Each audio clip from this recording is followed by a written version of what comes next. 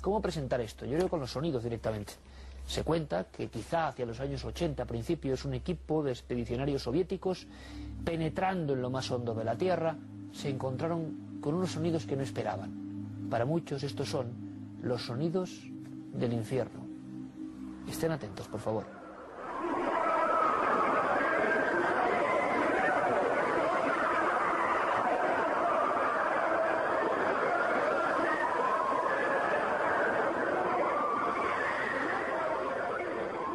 Estos son los sonidos del infierno, por lo menos es lo que se ha publicado. Que un grupo de investigadores en una zona inhóspita de Siberia penetró con sus perforadoras y, según declaraciones de un tal doctor Azakov, y esto se publicó en Medio Mundo, a unos 14,4 kilómetros, estoy dando los datos concretos, repito, que se hicieron públicos en su momento. Ahora vamos a descubrirlo. Esa operación se encontró con una zona donde ese taladro entraba mucho mejor. No sabemos por qué ni por qué no. Decía que el equipo del doctor Azakov puso unos micrófonos. La temperatura subió muchísimo, llegó a los 1000 grados centígrados. Y de pronto empezaron a surgir estos sonidos, sonidos de gritos, de lamentos, que ustedes han escuchado y que ahora vamos a analizar con atención. Esto se ha convertido, la historia de ese equipo de investigadores en Siberia, en la época, digámoslo así, del muro de Berlín. Yo sabía que un buen amigo de este programa, el jefe de Ciencia y Tecnología del diario ABC, José Manuel Nieves, sabía más cosas, cosas increíbles, que les van a sorprender. José Manuel, como siempre, buenas noches. Buenas noches, Iker. Esta historia, lo hablamos tú y yo muchas veces, ¿verdad? Es difícil de superar en cuanto a todo el componente cinematográfico, sí, casi que tiene, ¿verdad? Parece un guión hecho, es profeso para ser llevado al cine o algo así, sí. Y un guión que yo creo, José Manuel, que además tuvo mucho impacto y lo sigue teniendo. Porque para mucha gente, y esto es lo importante, esos sonidos que ahora vamos a analizar se convirtieron en una causa de fe. Sí, sí, absolutamente. Lo que pasa es que, como pasa con todas las cosas, ten en cuenta que estos sonidos fueron grabados hace casi 40 años. El experimento científico, el trabajo científico al que hacías referencia, es real. Claro, esa es la primera, que yo creo que ya me quedé aquí diciendo, ¿cómo, José Manuel, que no es leyenda urbana? ¿Que no se lo han inventado unos tipos? No. No, lo que es real y forma parte de un proyecto ambiciosísimo que se hizo en la antigua Unión Soviética. Sabes que los soviéticos se caracterizaban por hacer proyectos majestuosos, muy grandes, y desviaban ríos y colocaban, ahora este lago me lo llevo a otro lado. Bueno, pues uno de estos grandísimos proyectos de la Unión Soviética querían perforar la corteza terrestre. ¿Con qué objetivo? ¿Por qué? Ni más ni menos. Pues para hacer estudios geológicos, querían llegar concretamente. La corteza terrestre es una capa muy delgadita, pero que tiene entre 35 y 70 kilómetros de espesor, según las zonas del mundo, ¿no? Entonces, en la península de Kola, en Siberia, el espesor de la corteza es de 35 kilómetros. Entonces ellos querían perforarla completamente para llegar hasta el manto terrestre. Es una zona de transición entre donde se acaba la corteza y empieza el manto, que se llama Mojo. Es un diminutivo de la zona de Mohorovicic, que se llama Mojo. No lo consiguieron porque se encontraron con dificultades técnicas a bastante menos profundidad de 35 kilómetros, ¿no? A 12 kilómetros y 300 metros, una cosa así, tuvieron que dejarlo. Pero una cosa, José Manuel, que esto es muy importante, y Dime. me gustaría más que viéramos alguna imagen. Este lugar existe y este proyecto es real, y esto pasó de verdad. Ahora vamos a ver qué son las voces. Esto es lo que estabas hablando, el pozo de Kola. Claro, exactamente. No solo existe, sino que es un proyecto científico, un proyecto geológico que duró más de 20 años. Es decir, duró desde el 24 de mayo de 1970, que fue cuando se empezó a perforar, y se fue cerrado completamente, o sea, clausurado el proyecto en el año 92. Pero se dejó de perforar un par de años antes, en el 89. Y ya te digo, a la profundidad que antes hemos dicho, ¿no? A 12.262 Es una barbaridad, es mucho más del Everest hacia abajo, ¿no? Claro, no, de hecho, es la mayor perforación que se ha hecho hasta día de hoy. Es decir, aunque hayan pasado 40 años, no se ha conseguido llegar más abajo, perforando. Y tenemos las perforadoras, me gustaría que viéramos algún detalle de esos gigantescos taladros. Entonces la historia es que este equipo existe, al parecer alguien es indiscreto en aquella época. La historia, creía mucha gente que era del año 90, 91, se hace pública en Internet en el 95. Eso es una perforadora, claro. efectivamente. ¿Esto qué es? Esto es un taladro, esto es una broca con una serie de taladros con puntas de diamante que se utilizan para perforar las rocas. Son parecidas a las tuneladoras que hacen los túneles del metro, ¿no? Lo que pasa es que esto es hacia abajo. Y claro, imagínate bajar eso más de 12 kilómetros, perforando continuamente, ¿no? Vale, y nos cuenta la gente de la leyenda, la información que creíamos completamente apócrifa y que es real, que llega un momento, llega una distancia de perforación donde encuentran un gran calor. Y entonces deciden cómo grabar. Pero también hablando con miembros del CSIC, el doctor Balbuena, geólogos y diferentes especialistas, os hablaban que sí, que se han hecho grabaciones, vamos paso a paso, que se ha grabado esas profundidades. Muchos científicos, y hay de todo. Entonces, este doctor al que hacías referencia, que fue el que hizo las primeras declaraciones de que eran los sonidos del infierno, pues puede que dijera la verdad, vamos, o que él pensara que dijera la verdad. Grabaciones geológicas son bastante comunes, se hacen muchas veces. De hecho, hay grupos en Japón y grupos en Estados Unidos que utilizan las grabaciones para, digamos, escuchar el sonido de las placas tectónicas, ¿sabes?, sobre las que están los continentes, porque toda la corteza terrestre está rota en distintas placas que se mueven e interaccionan entre sí. Es decir, se chocan, se rozan, y genera un sonido, se superponen, claro. Entonces, esos sonidos, lo que están intentando es ser capaces, a partir del sonido, de predecir los terremotos. Luego está el tema de por qué se pararon las excavaciones, las perforaciones. Entonces, hay dos versiones. La versión científica y técnica, que es la que yo puedo aportar. La cuestión es que se encontraron con casi el doble de la temperatura que ellos pensaban encontrarse a esas profundidades, y los instrumentos sencillamente no aguantaban. Claro. Entonces hubo un momento que intentaron lo que pudieron y tuvieron que suspender porque no les aguantaban los instrumentos, tuvieron que parar, y pararon a esa profundidad.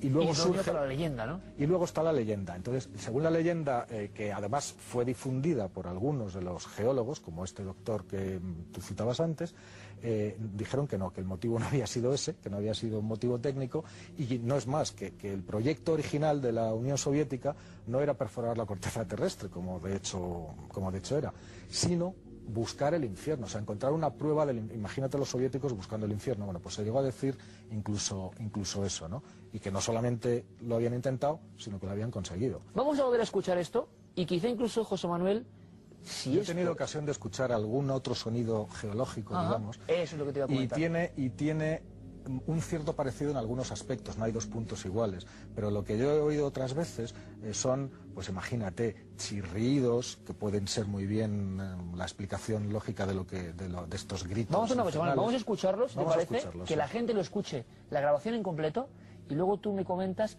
qué podría ser. Pertenece a esa grabación concreta que se hizo en el Pozo de Kola, en Siberia, entre los años 70 y 1980 aproximadamente.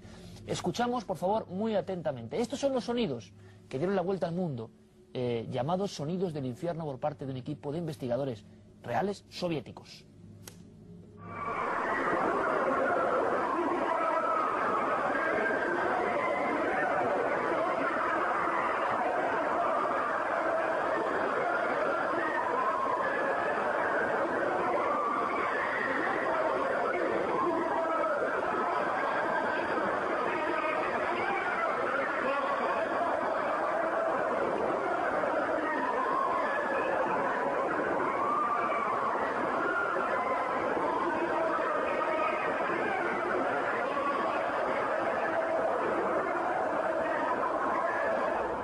Yo creo que hay una cosa que está clara. Tú y yo que somos periodistas, tú periodista científico y siempre riguroso y desde hace muchísimos años, esto puede ser lo que sea, pero desde luego que impresionar impresiona y que está hecho, o bien porque fue real, o quien lo hizo intentando generar una leyenda, sabía tocar la fibra sensible más profunda, está claro, ¿eh?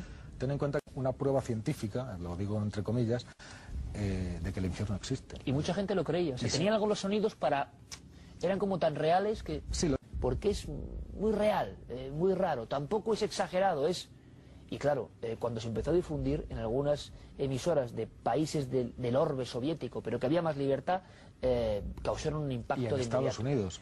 En Estados Unidos es donde llega el momento álgido, ¿no? Claro, en Estados Unidos, donde es cogido directamente por por muchos grupos evangelistas y por grupos creacionistas, es decir, esto es como miel sobre hojuelas, ¿no? Para todas el infierno estas físico, personas, no como decía Juan Pablo II, de un lugar del alma, ¿no?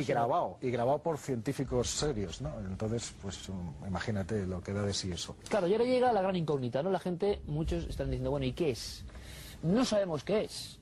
Sabemos que el lugar existe, que los equipos grabaron, que el Pozo de Kola es una realidad, que se acabaron las obras abruptamente. Eso ya es mucho más de lo que pensábamos, que era una leyenda inventada en Internet. Ahora, ¿se puede parecer algo? Pues, escuchado lo que hemos escuchado, se parece a un montón de gritos, efectivamente.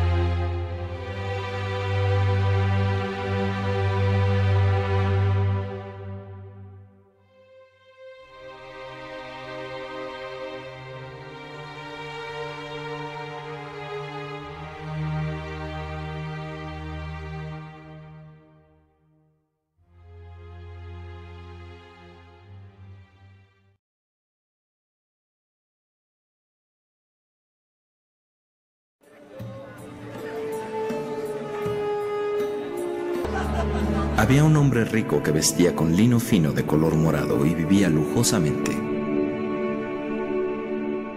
En su portón había un mendigo llamado Lázaro, cubierto de llagas, que anhelaba comer las migajas que cayeran de su mesa.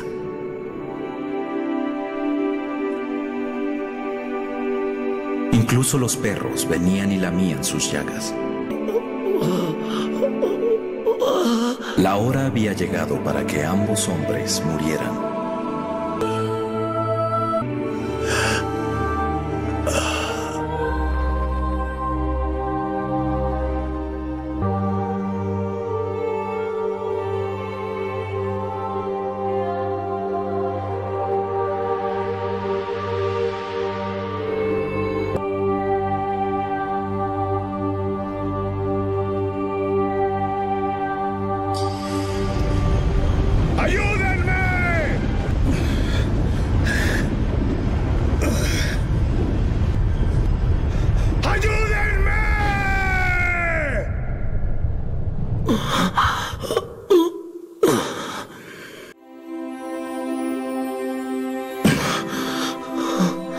Bienvenido.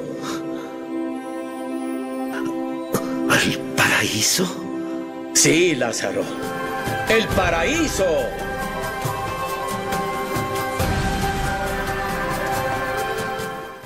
¡Padre Abraham! ¡Ten misericordia de mí! Te vi con Lázaro. ¡Mándamelo! que moje la punta de su dedo en agua y refresque mi lengua, porque estoy en agonía en estas llamas. En tu vida recibiste cosas buenas y Lázaro recibió cosas malas. Pero ahora él es consolado y tú estás en agonía. Padre Abraham, solo te pido una cosa. Permite a Lázaro ir a la casa de mi padre, pues tengo 5 hermanos. Y que les diga, que les advierta, para que ellos no vengan a parar a este lugar de tormento. Tienen a Moisés, tienen a los profetas. Deja que tus hermanos los escuchen. No. Pero si alguien de los muertos va hacia ellos, se arrepentirán. No, si no escuchan a Moisés ni a los profetas, tampoco serán persuadidos si alguien resucita de entre los muertos. Por favor, no. Ayúdame. Por favor. ¡No! Ven al lugar que tu padre te ha preparado.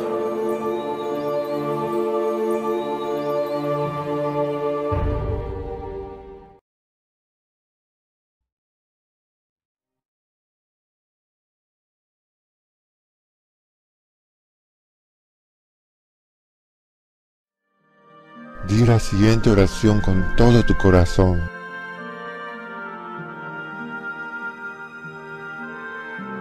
Yo te acepto ahora como mi Señor y Salvador. Tú eres el Dios al que amo. Creo que tú pagaste el precio por mis pecados en el Calvario. Tú moriste y te levantaste de entre los muertos al tercer día. Te pido que vengas a mi corazón, perdona mis pecados, lávame de toda injusticia, lo lamento el pecado y me aparte de todos los pecados. Gracias por llenarme tu Santo Espíritu y darme el deseo de servirte todos los días de mi vida y vivir tu vida en mí, Yahushua, así serás glorificado. Gracias por darme el deseo de leer tu Biblia y darme la sabiduría de entenderla. Gracias por amarme y salvar mi alma, causando que mi fe crezca, de modo que algún día estaré contigo en el cielo. Lléname con tu Santo Espíritu ahora y libérame de la maldad en tu nombre, Yahushua, oro. Ayúdame, Yahushua, a recordar que todos han pecado y no hemos alcanzado la gloria de Yahweh, y tú viniste a salvar a nosotros los pecadores. Es la razón que tú eres llamado nuestro Salvador. Amén. Lea esta plegaria y luego vuelve a leer, pero en esta hora no con el conocimiento de la cabeza, sino con todo tu corazón y créalo con fe.